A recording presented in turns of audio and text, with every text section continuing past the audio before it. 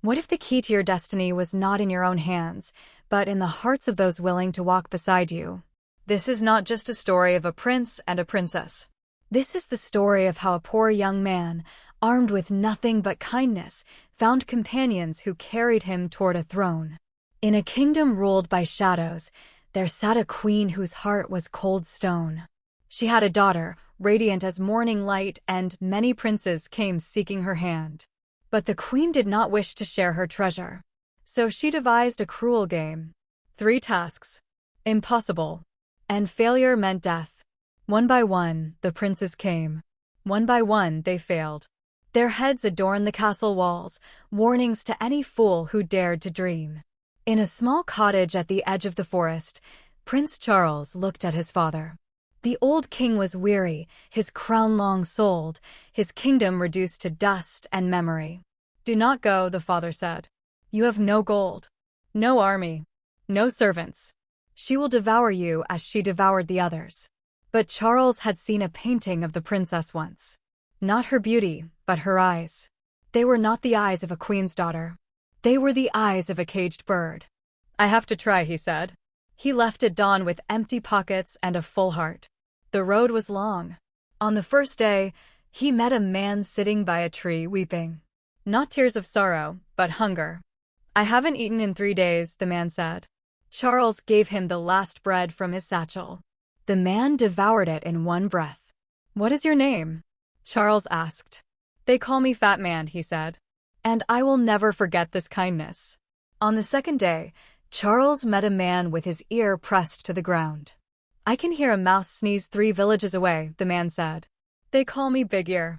On the third day, a man with arms so long they dragged on the earth reached down and lifted Charles from a ravine.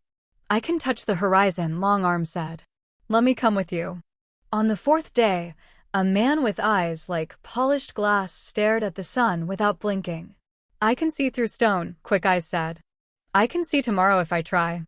On the fifth day, a man shivering in summer wrapped his coat tight around his shoulders.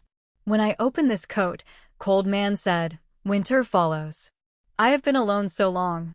May I walk with you?" Charles looked at these 5 men. The world called them strange. The world called them outcasts. But Charles saw only friends. "Come," he said. "We have a princess to save." When they arrived at the castle, the queen smiled. It was not a warm smile. It was the smile of a hunter who has watched the trap close. "So," she said, "another prince. And what servants have you brought?" "A fat man. A freak with long arms. A fool who listens to dirt. You amuse me." She clapped her hands. "First task. At the bottom of the great river lies a blue jewel, stolen from my crown. Retrieve it, or lose your head." Quick Eyes stepped forward. "I see it," he said. "Between 2 stones. 40 feet down." Fat Man knelt at the riverbank and drank. The water churned and sank. The riverbed cracked. Fish flopped in the mud. And Long Arms reached down, plucked the jewel, and placed it in the prince's palm. The queen's smile faltered. "Second task," she hissed. "You will eat 30 roasted chickens before noon. Every bone. Every scrap. Fail, and the axe falls." Charles looked at the mountain of poultry. "I cannot," he whispered. But Fat Man stepped forward. He was not weeping now. He was grinning. "I am his friend," he said. "A prince may share his table." The queen said nothing. Her knuckles were white. "Third task," she said. "You will sit with my daughter for 2 hours. You will not sleep. You will not close your eyes. If you fall asleep, she vanishes. Forever." Charles sat with the princess. She was more beautiful than the painting. But her eyes were still the eyes of a caged bird. "Please," she whispered. "My mother has poisoned your wine." But it was too late. He had already drunk. His eyelids grew heavy. The room swam. He fought, but sleep swallowed him whole. When he woke, the princess was gone. Big Ear knelt and pressed his ear to the cold stone floor. "I hear her crying," he said. Across the river. Inside an oak tree. Cold Man stepped forward. He opened his coat. The air turned sharp. Snow fell in the throne room. The river outside groaned and froze solid. Long Arms reached across the ice, lifted the princess from the tree, and set her down beside her prince. The queen watched from her tower. Her heart, colder than any winter, finally cracked. That night, she ordered a great fire built beneath the prince's chamber. The wood was soaked in oil. The flames rose high enough to kiss the stars. "Let them burn," she whispered. But Cold Man opened his coat. Not wide, just a crack. The fire shrank. The walls frosted. The queen pressed her ear to the door and heard nothing. Silence. She smiled. "They are dead," she said. She opened the door. And they ran past her. The prince. The princess.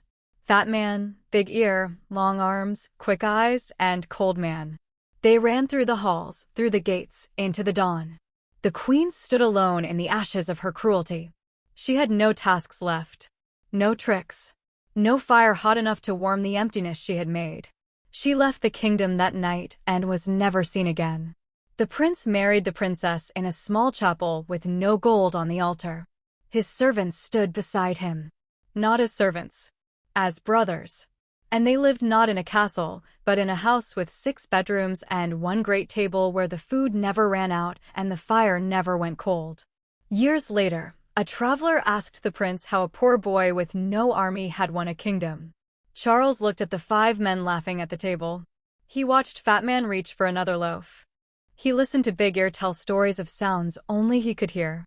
He saw Quick Eyes watch the sunset and describe every color to Cold Man, who had never learned to see but always understood. "I was never poor," Charles said. "I just didn't know I was rich." The traveler did not understand. So Charles smiled and said, "A man's treasure is not in his purse. It is in the hands that reach for his in the dark.